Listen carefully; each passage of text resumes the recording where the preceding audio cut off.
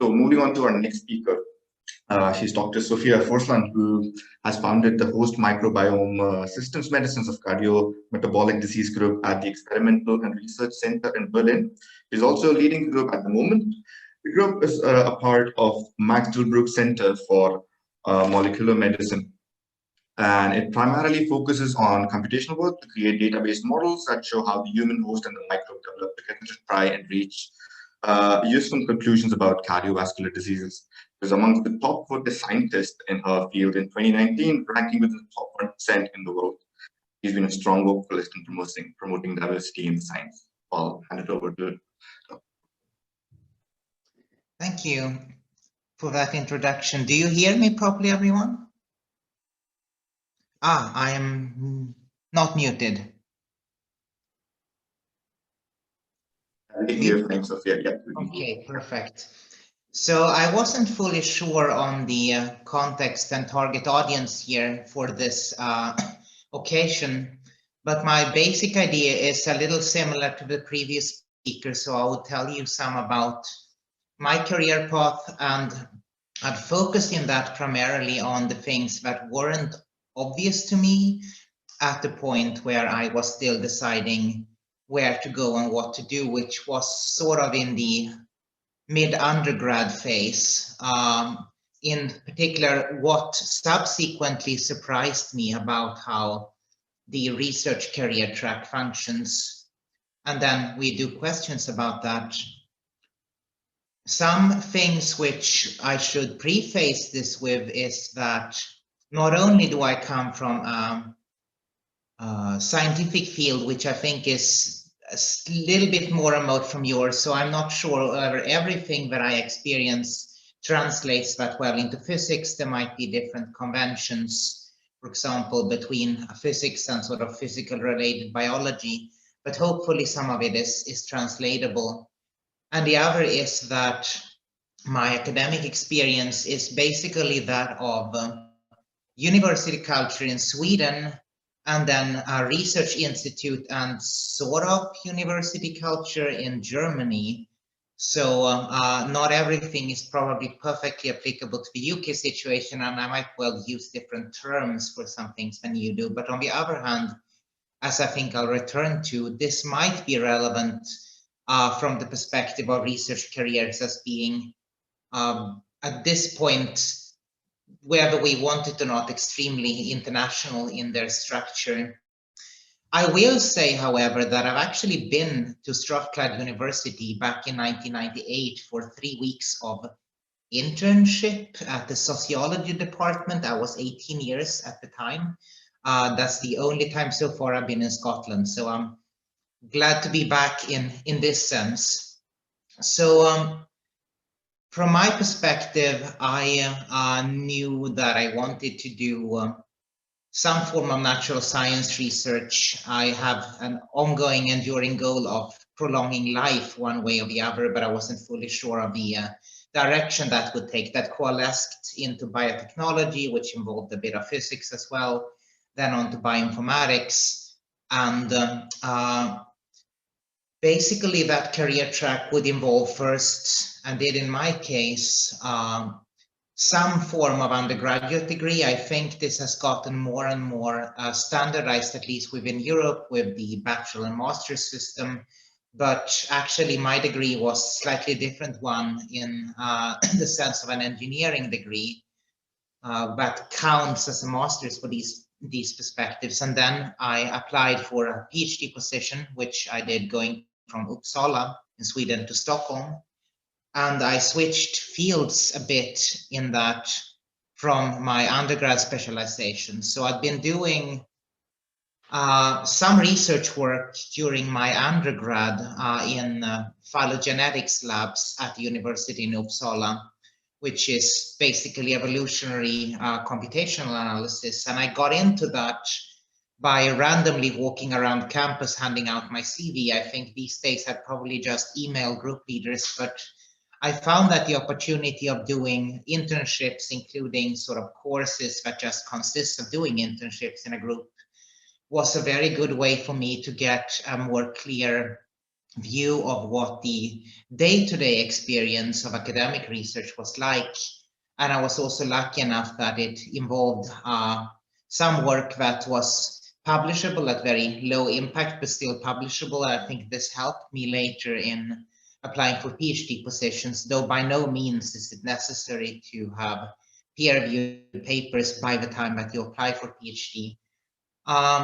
I will comment very briefly on something that was said in the questions and answers before, which is that I have perhaps an unrealistic but still heartfelt view that publishing more is always publishing better.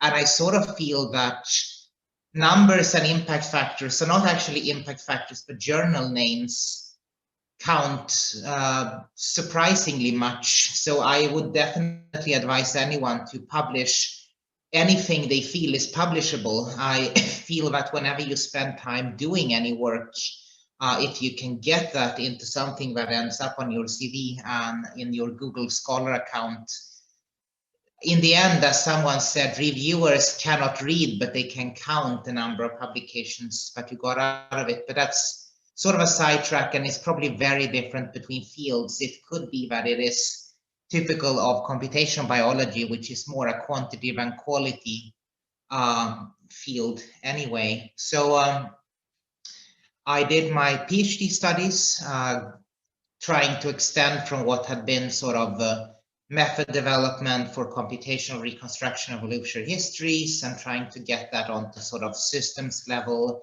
Can I develop algorithms for predicting the functions of genes? In Sweden at this time, in Stockholm University, I did this between 2006 and 2011, so 5 years. There was 4 years with another year made possible by doing teaching to extend it. I think the UK system is often shorter, and the same with continental Europe. So there's plenty of difference between different places in the world of what you are being offered as a PhD student, which is absolutely the first step to any kind of academic research career in regards to how well you're paid, whether or not you're considered an employee and getting benefits based on that. And what kind of other types of security you have available, as well as how long you give. And in practice, I think very few people finish a PhD degree in 3 years, even though many funding sources are limited to that. So there's auxiliary funding to keep on extending it.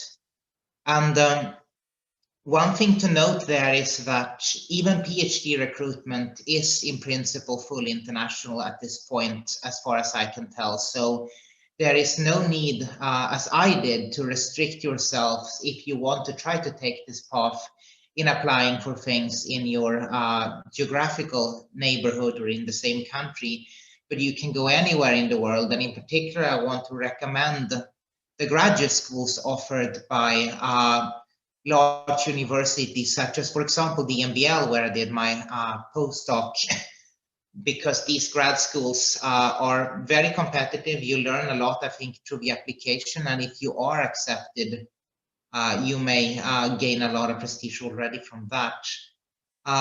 In my case, I was at Stockholm University with some indirect affiliations with other places around the universities there. And the requirements that we were given was that we needed to publish something like 4 papers during a PhD degree, which would be at least 2 should be first offer. The others could be any authorship position. At least 2 should be accepted, meaning that if in the end you have submitted 2 first offer papers and you have 2 second authorships, you can still graduate. But this will again depend very much on where you do your PhD degree, as well on whether or not you're expected to write a monograph thesis, or if you just combine the papers you published during your PhD into a thesis. In the end, I don't think this matters. I mean, it matters a lot for your experience during that time, and I will recommend anyone who takes this path to select carefully where they want to go to do their PhD studies, not only in terms of the institute, but selecting the mentor, the supervisor, very, very carefully. So check with former alumni of the group if the supervisor is a person who can handle conflicts, if the supervisor is kind and listening, because you do not want to spend 3 to 5 years working for a sociopath when you are extremely dependent on this person for your professional success. Work out beforehand whether or not this is an environment where you will feel safe. And of course, it's very, very acceptable to ask people about this, just staying safe. Either way, it doesn't matter, I think, so much where you did your PhD for the purpose of the next career step, which in most cases will be what I would describe as postdoctoral positions. I guess this is similar to the research associates were mentioned, because what will count far more, I believe, are the papers that you have published. If you have published enough to make that a point. Of course, if you have not, you can still make up for that to some extent by presenting a coherent view of what you want to achieve scientifically, making a good impression, etc. But the more you have published during a PhD degree, the better in this regard.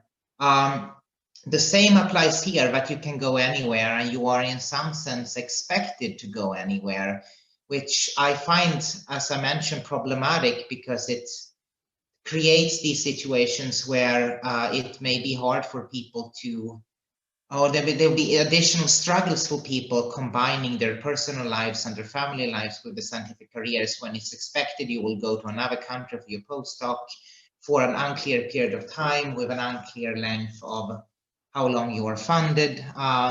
There's no good solution for this, but rather it's something one should bear in mind and plan for, and also perhaps consider that it's not a bone-hard, strict necessity. It is possible to continue doing your postdoc work, for example, at the university where you did your PhD degree, and continue on that track. It's just not expected to the same extent. In that sense, the same things apply. Check any supervisor before you apply to make sure that you do not end up dependent on a sociopath. But for both PhD positions and postdoc positions, I would say that generally speaking, there is no need to solely restrict to applying for positions that are publicly posted. This was not clear to me initially. Because most of these positions in the environments where I've been have not been publicly posted as job offers until there is a candidate that one wants to employ. Rather, it is entirely possible and perhaps advisable to seek out researchers and group leaders that you want to work for and approach them directly, requesting to do a PhD project or postdoc with them. This is a little bit easier to do at the postdoc stage, because unlike a PhD student where there has to be a funding source of some kind, as a postdoc, you have the option of offering to apply for your own funding through fellowships, and there's plenty of fellowships that are offered on the grounds that you are moving countries to somewhere else to do a postdoc project. Having that is meriting, and additionally reduces the risk of hiring you and increases the chance that you can go to a place where your particular vision would be welcome. I would say that this is also an area where you mostly benefit. Well, it's maybe 50% of the success in applying for fellowships like that comes from the clarity and strength of the research application, which ideally you will be writing together with your prospective supervisor to tie into the research infrastructure and system that you're entering. And about 50% is your own merits, which is primarily what you published, how much you published. And that sad refrain continues later at the stages of the postdoc in terms of starting to apply for associate professor positions, other group leader positions, where in addition to the in addition to the publication record, one other strong component, which is worth noting, are recommendation letters from ideally people who are somewhat famous in their fields. What I've been using in this regard is that I've used recommendations from people that I've worked with within collaborations.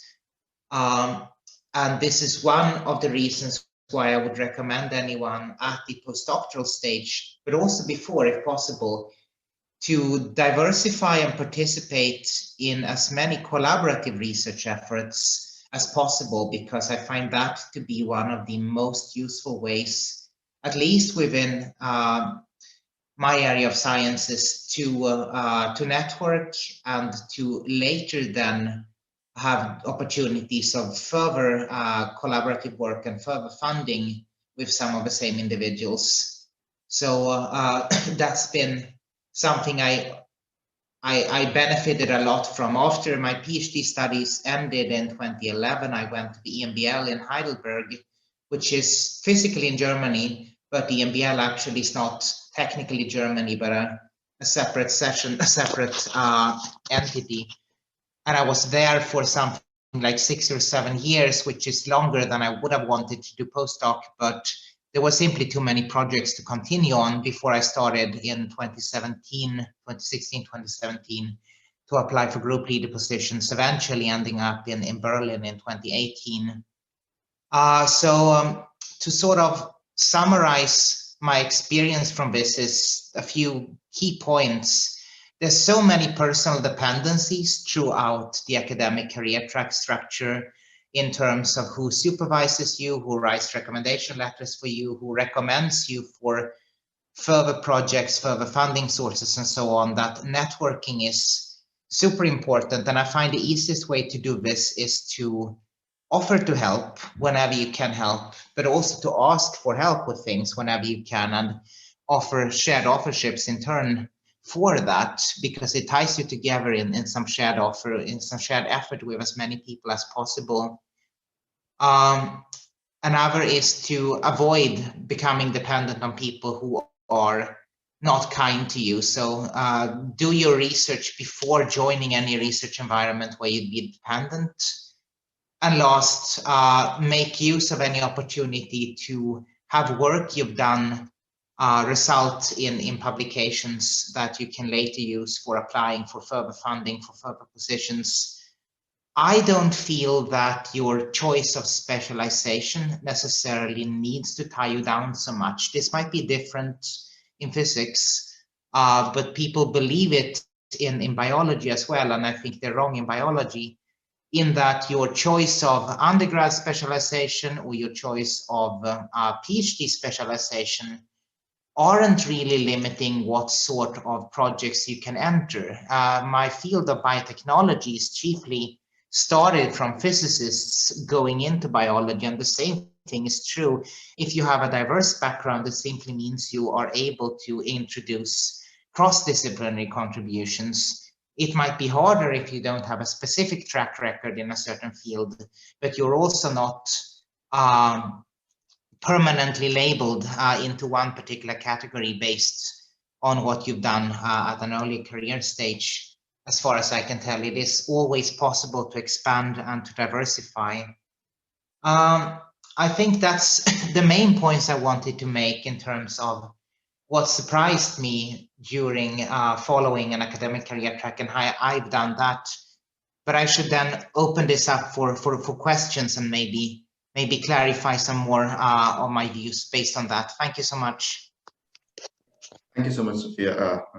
That's a really good talk. Actually, I really agree when you talk about doing collaborative research, and we often hear so many times about jobs not getting posted. Could you please shed some more light on how it's going to look like post-COVID, how especially the networking better of it, and just clubbing it with another bit that you said about knowing about your supervisor before you started your PhD. How to get your no supervisor, especially during these times, or considering there might be some people coming from abroad to a certain country. Yeah. So how could you shed some more light on that, please? So post-COVID, basically, I think that this will depend a little bit on field. So people who are dependent on physical experimental setups and devices are far more limited. Me being computational means that there's almost been no reduction in what I've been able to do during this period. And I think the same would hold true for starting collaborations and networking, that projects are beginning which are theoretical or mathematical or computational in nature. And we're learning through what's happening now, but it isn't as crucial as we thought to have people together physically in the same room. And I really hope this is a lesson that will be brought forward. Of course, we should still use that when it is, well, I mean, for its own sake, as a pleasure thing, if nothing else. But I think it's becoming easier to do, it's becoming more acceptable to do remote work. It's becoming more flexible, and probably we will increase the extent to which we do international collaborations. Though honestly, within something like computational biology, this was already largely the case. I think this can only be an advantage in the long run, that these doors have been opened in what we believe is possible.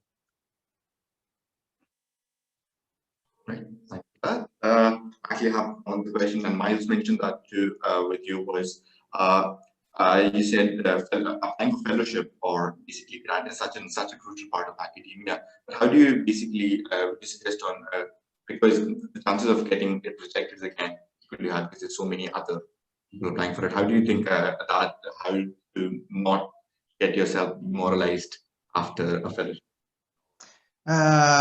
How to not get demoralized after rejection of a fellowship? Sorry, I didn't fully understand. Yeah, it was on the lines of because fellowship is such a crucial part, and not if, like as Miles said, he got a fellowship at the fourth or fifth time. So how to like keep going even if there is after a fellowship. yeah. Yes. Yeah. So what I was doing was I was applying for that lab at Amble, saying I will be applying for fellowships.